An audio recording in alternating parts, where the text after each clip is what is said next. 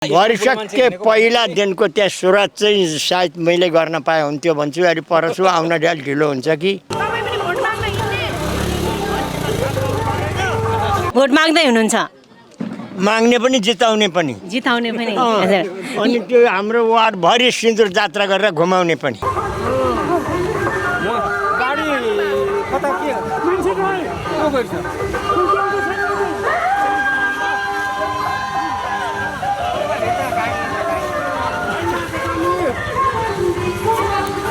काङ्ग्रेस पनि छोडियो, एमाले पनि छोडियो। पापाका मुसल रहेछन् कि यिनले देश खँगार गरे।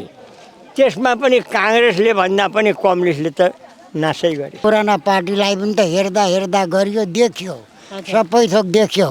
अब नयाँ पार्टीले झन् देखाउँछन् कि भन्ने आशा छ नि। यसो घुम्दा विचार गरियो होइन। त्यहाँ एकजना चेली र मैले चाहिँ धेरै हिसाब गऱ्यौँ, तर यो बाजी जित्छन्। सुर्ता गर्नै पर्दैन, घन्टीको जित हुन्छ। मैले 36 वर्ष एमाले लागेर काम गरेँ, केही गरेन। खाना अर्काको के अरे दुनियाँ खायो सको अहिले ज्यानमा र भइरहेको छ। त्यसो हुँदाखेरि मैले के अरे छोडिदिएको। काठमाडौँमा केपी ओलीले फ्याँक्न खोज्दा मलाई आँसु आउँथ्यो कलेजमा। मेरो त छोरी हो नि त, लक्ष्मीसँग पढेको एउटै छोरी, ठ्याप्पै एउटा थालमा भात खाएर हुन्थ्यो।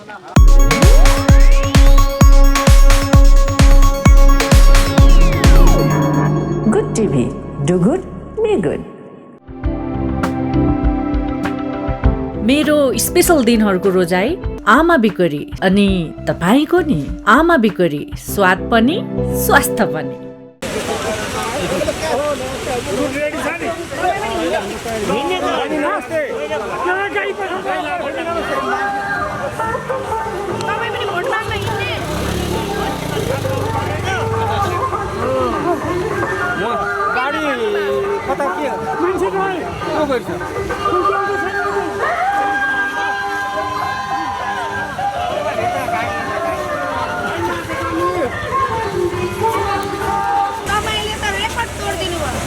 सोध्नु परेन छोरी नेता हुँदा कस्तो दुःख पाएको छु। काठमाडौँमा के गर्छु, आजै निकाल भोलि निकाल, मलाई थाहा छैन। यहाँ मात्रै हो र काठमाडौँमा देखिया छ त मैले सब्जीकाला। वार्ड नम्बर 11 का उमा सभापति राधेश्याम दाई आएको छु। वार्ड नम्बर 11 का उमा सभापति राधेश्याम दाई। बुवा नमस्ते। नमस्ते। बुवाको नाम? तिलबहादुर कार्की। बुवाको उमेर कति भयो? 83 वर्ष। हजुर। यति बेला 83 वर्षको उमेरमा बुवाले राष्ट्रिय स्वतन्त्र पार्टीको झन्डा बोकेर भोट माग्दै हुनुहुन्छ है? हजुर। किन चाहिँ यति यो उमेरमा बुढापाका अलिकति वृद्धहरूले त? मैले 36 वर्ष एमाले लागेर काम गरेँ, केही गरेन। खाना अर्काको के अरे दुनियाँ खायो सको अहिले ज्यानमा र भइरहेको छ। त्यसो हुँदाखेरि मैले के अरे छोडिदिएको। योभन्दा पहिला एमालेलाई भोट दिनुहुन्थ्यो? एमालेमा थिएँ म। एमाले हुँदै आएको। उहाँको छोरी कान्छी छोरी मसँगै पढेको, मेरो हामी छिमेकी के। मलाई त अहिले मात्रै चिने। उहाँलाई त संसदमा मलाई एकदमै त हेपेको देखेर नि यसरी अहिले 94 इयर्सको थापा चोकमा भाषण त्यही गर्दा त भाषण गर्दा नि बिर्सेछु। त्यतिखेर मैले आउनु सक्नुहुन्न भनेको त फेरि को आउनु भएको छ अर्को भनिरहेको त म त। मेरो बुबा मरे भने मरे रोइनछन्, जिउँदै भनेर फुलपाती सबै हालेर रोगेको।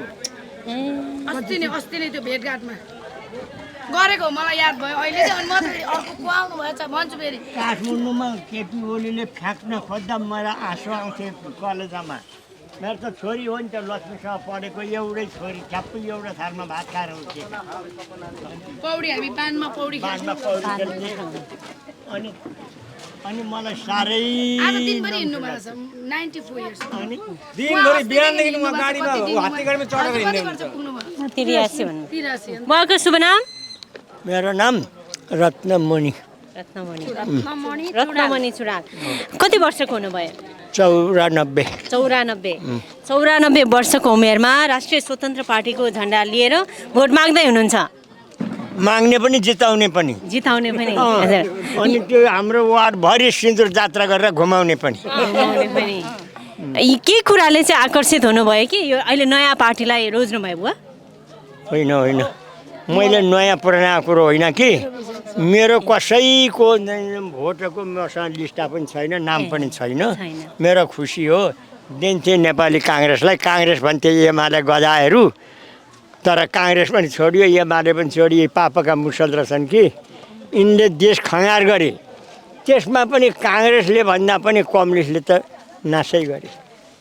नासै केपीले त के गरौँ नि भन्ने के किन होइन। एउटा कुरो नि नराम्रो र नजायज गर्छ र देशलाई नष्ट गर्छ भने बाबु भएको बुवा अनि आज किन यसरी हिँड्नु भएको अरे त म सँगसँगै तपाईँलाई जिताउन नेता संसदको कुरा गर्दै हुनुहुन्थ्यो नि नेता बनाउन चिन्हमा मत हालेर तपाईँलाई जिताउनलाई म भरिसके पहिला दिनको त्यहाँ सुरुवात चाहिँ सायद मैले गर्न पाएँ हुन्थ्यो भन्छु। अहिले परसु आउन अलि ढिलो हुन्छ कि पहिला सुरुवातको सायद चाहिँ मैले गर्न पाएँ राम्रो हुन्थ्यो होला कि जस्तो लाग्छ।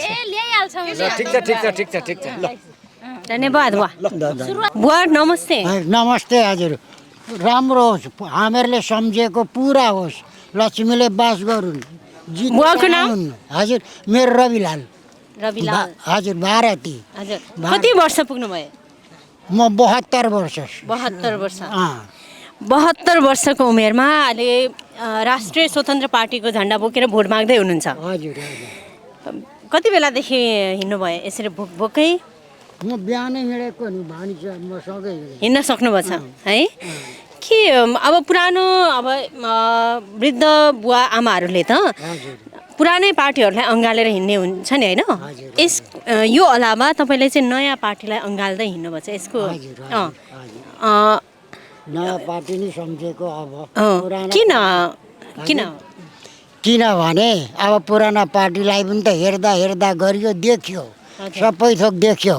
अब नयाँ पार्टीले झन् देखाउँछन् कि भन्ने आशा छ नि, आशा गरेर हिँडेका नि, त्यसै हिँडिएको होइन। आशा पुरा हुन्छ कि भनेर हिँडेका हामीहरू। मेरो नाम रविलाल हो, भारती, पार ताप्लिजुङ, यहाँ चाहिँ अब 11 नम्बर ओडा। राष्ट्रिय स्वतन्त्र पार्टीले नै जित्छ भन्नेमा कतिको विश्वास छ तपाईँलाई? अहिले जित्छन्, आशावादी? आशावादी अहिले जित्छन् पुरा। जति जे भए पनि अब यसो घुम्दा विचार गरियो होइन। त्यहाँ एकजना चेली र मैले चाहिँ धेरै हिसाब गऱ्यौँ, तर यो बाजी जित्छन्, सुर्ता गर्नै पर्दैन, घन्टीको जित हुन्छ। तैपनि विचार गरिराख्नु। मेरो नाम रविलाल भारती हो, विचार गरिराख्नुहोस् न। म 77 वर्षको भएँ। 77 वर्ष? 77 वर्षको भएँ म अहिले। मेरो नागरिकै छ त्यतिको। म झुटो कुरा गरेर हिँडेको हुँ। मैले सेक बोकेको छ, मेरो श्रीमतीको सेक, अनि मैले केही नखाएको, खाना चुनी मात्रै खाएको। योभन्दा अगाडि चाहिँ कुन पार्टीलाई सपोर्ट गर्नुहुन्थ्यो? एमालेलाई हो, ढाँट्नु हुँदैन। एमाले पार्टी चाहिँ किन त्याग्नु भयो बुवा? किन चाख्यो भने किन त्याग्नु भयो? किन अहिले रिसाउनुहुन्न भने भन्छु म। भन्नु न। भन्दा दुई जात मात्रै भने होइन। अनि अलिकति एमाले पार्टी अलि धर्म बिग्रिन थाल्यो, अनि छाडियो। किन? छोरी मान्छेले के गरेका छन्? विदेशमा रुपियाँ कमायो, यहाँ घरमा बस्छन्, अनि छोरी मान्छेले के गरेका छन्? अर्कैसँग उनीहरू गएका छन्। सम्झ्यो जान पाउँछन् उहाँहरूले, ठिक छ, तर त्यो कमजोरीको सम्पत्ति त नलगिदिनु नि। अब मेरै बुहारी गइन्, मैले 1 पैसा पाइनँ, अनि यो पार्टी अब हुँदैन रहेछ भन्ने आत्मामा लाग्यो। सत्य म छाड्दिनँ। मेरो श्रीमतीको सेक बोकेको छ अहिले मैले, वर्ष दिन भएको छैन, अनि फलफुल मात्रै खाएको, नभए सबै थोक खान्थेँ म, तर धर्म बिग्रिन्छ भनेर नखाएको। सत्य कुरा गरौँ, अनि यो पार्टीमा हिँडेको म। धन्यवाद बुवा। हजुर।